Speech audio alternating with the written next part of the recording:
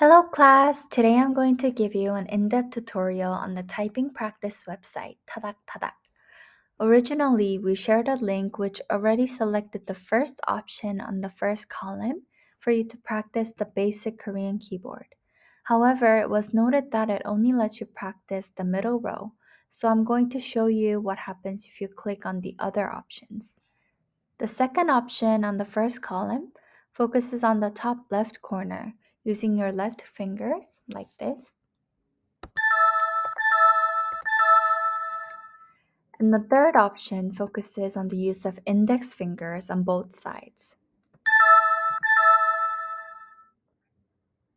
The fourth option lets you practice the top right corner using your right fingers.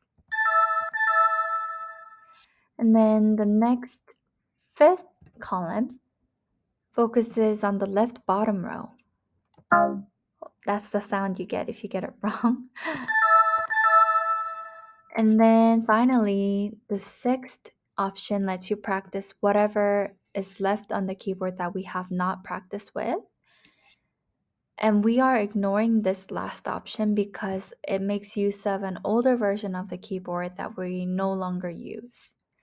If you want to challenge yourself even more, go to the third column, first row, to practice typing words. Make sure you change the language. Oh,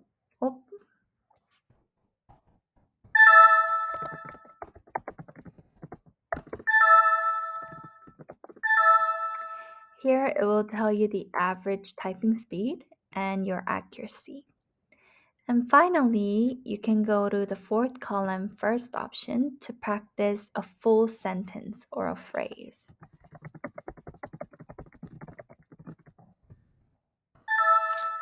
You got this!